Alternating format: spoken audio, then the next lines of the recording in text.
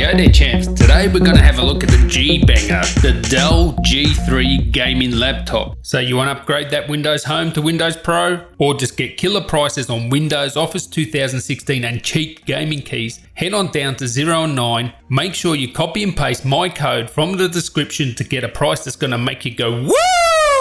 So if you guys are new around here, come on, get on the woo train, subscribe, and yeah, if you like these videos, make sure you give it a thumbs up there. Now this is Dell's entry into the affordable gaming laptops, and this really is affordable. I think it's like $870 or something like that US. Start around 1600 in Australia, but this thing here has the power of an XPS 15. Now, not for 1 minute am I suggesting that this is as good as the XPS 15. Well, it's far from it, but at its heart, it basically has the XPS 15 parts in it. It has a 130 watt power supply, same as the XPS 15, 8th generation 6-core i7-8750H processor. That's the same as the XPS 15, and a GTX 1050 or 1050 Ti, pretty much the same as the XPS 15 too. And you may already know there is a G3, a G5 and a G7. I've reviewed the G5, check out that review too. But this thing here does not look like the G5 and G7. But when I opened the box, oh yes, it was white and I fell in love straight away. This thing looks friggin' awesome. Yeah, it's one of those full gaming laptops. It's a bit thicker, it does have the thicker bezels and that. That's perfectly fine with me, as long as the gaming performance is good and it cools down those parts, which it does. I'll get to that later. So where I would say the G5 and G7 sort of look like Alienware in disguise. I mean, they don't have the angular look and that, but the way the system is set up and the cooling and stuff, it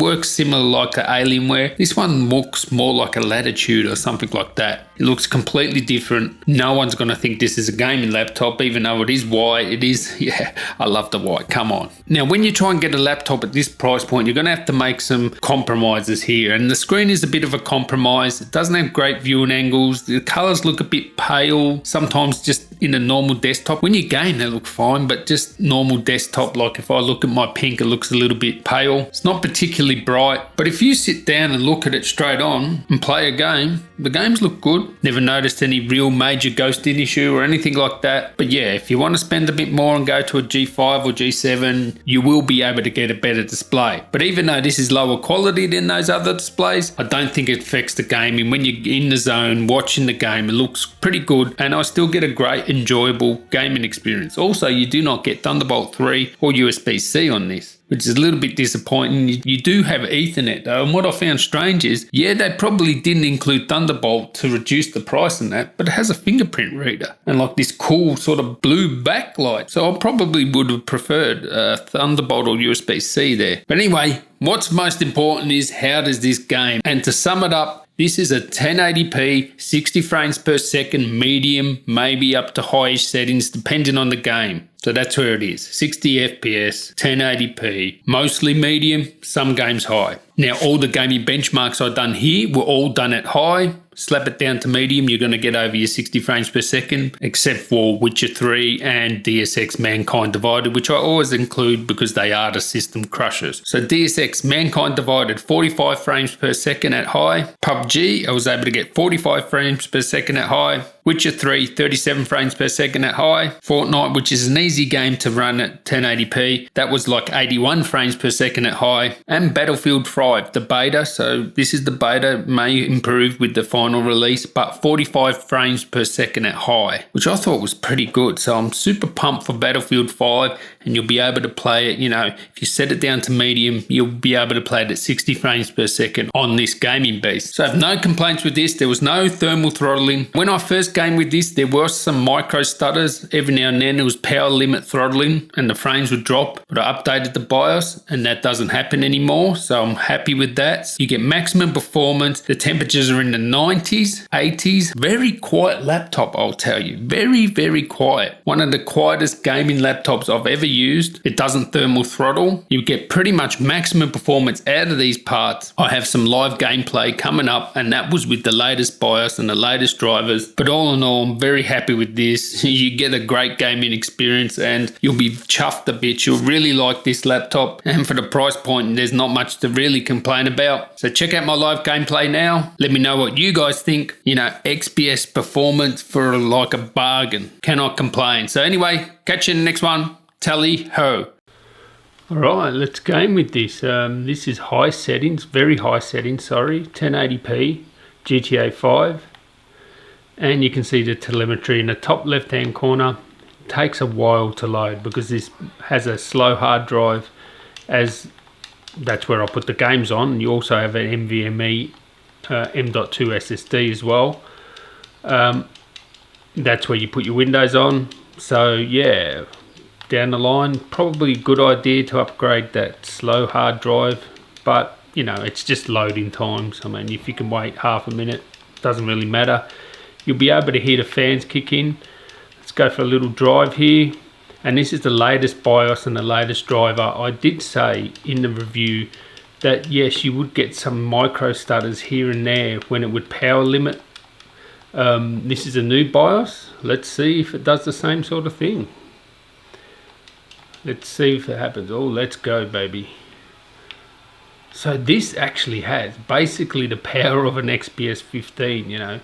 8750H, GTX 1050 Ti, so this can friggin' game, you know, medium high settings, 1080p, 60 frames per second. As you can see, I'm well in excess of 60 frames per second, and this is very high settings. I could put this up to ultra if I wanted, but you know, this is good. I just went into the 90s then, this sort of temperature. We'll see if we get any micro stutters, see if this BIOS has fixed those sort of issues where it just power limit throttle just for a sec and just micro stutter. I will actually make a video on how to stop this sort of thing, how to stop your laptop from power limit throttling, power thermal throttling. I'll make a separate video on that. But as you can see, this is like playing in excess of 60 frames per second. So far we have not had one little hiccup here. So hopefully the BIOS has fixed those sort of micro lags. We just got into the 90 degrees there with the CPU.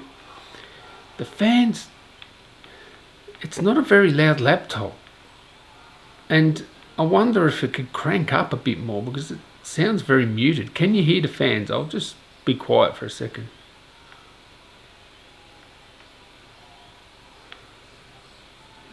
It's probably one of the least loudest laptops I've ever used. Like gaming laptops, I mean. It is super quiet. And this is under full load. So, yeah, that's just amazing. Anyway, so we're getting high 70s or low 80s for the GPU. And the CPU we're getting, you know, 90s, into the 90s. Haven't had a micro lag. We'll see if we can go a bit longer. Well, boom, if my car lasts, you know, for the price, man. And the screen, does it look really that bad? Actually looks pretty good. When you're looking at it, you know, straight on, like you would if you're playing the game. I want that white car. That white car is mine. Let's go get that.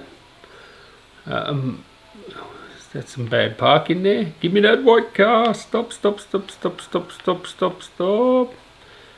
Yeah, for the price, I mean, you cannot complain. It is a super gaming beast. Oh, no, no, no, no, no, no. Oh, he just got around me. Get him, get him, get him, get him. No micro stutter. So usually it would have at least micro stuttered a little bit by now. Did he go down here? I don't know. I lost him. So far, none. So I would say the BIOS, whatever they've done, has stopped that power limit throttling. That because it was just power limit throttling. It wasn't overheating or anything like that. It did get slightly into the 90s, but it was just, you know, the power limit throttling would come on. I could see it up here. If there is any power limit throttling on the GPU or CPU, it will show up on this telemetry. No, it's not happening. So obviously the BIOS has fixed that. So I'm very happy with this. Great gaming performance for such a budget price. I mean, you know, the display is probably its weakest point, and just tell me, does it look that bad? Like, it looks really good to me. Like, if you look at it straight on, I mean, if you spend more and get a G5 or, you know, maybe G7, you're going to get a better display. But I don't think it takes away from the gaming experience, this display. Oh, a Zonda. Yes, yes, yes, yes, yes. Come on, stop, stop. This car is trash now. It doesn't even move. Look at that. Oh, the frames have just dropped a little bit there because we're getting probably into the 90s. There, we got into 95. So there you go. It just dropped slightly. Oh. And that makes me wonder, why aren't the fans going higher, or is this as fast as they go? Come on, I want that car. Where did you go? These cars just disappear. Oh, here he is. No?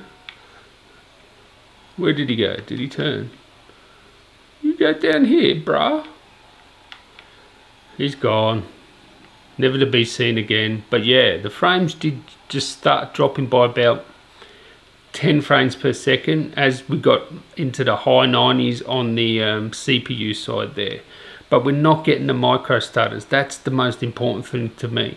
What used to happen is you used to get those micro stutters, which I cannot stand. I cannot stand when you're going at, you know, 60 frames and it drops at 40, you know, just in one instance. This is linear. It's just, it dropped by 10 frames, but it was very smooth. I didn't notice it. Just the only way I could tell is from the telemetry. So that's the way you want it. But I wonder if it's the time of the day too, because obviously, you know, once the conditions changed, the demand on the system changes. See, now it's 60 frames. Yeah, I think it's just, you know, the twilight effect. It's starting to get it. Excuse me. Starting to get a little bit darker. Maybe that's why it's dropped those frames, because we're not overheating at all. We're still in the, you know, high 80s or, you know, low 90s. You won't complain about this. You're going to love it. Like, seriously, you buy this and you think, oh, well, it's budget, it's no good. I mean, it performs as good as an XPS 15. It performs as good as any gaming laptop with a 1080 Ti in it. So, you know, it's like a beast. Beast specs for an affordable price.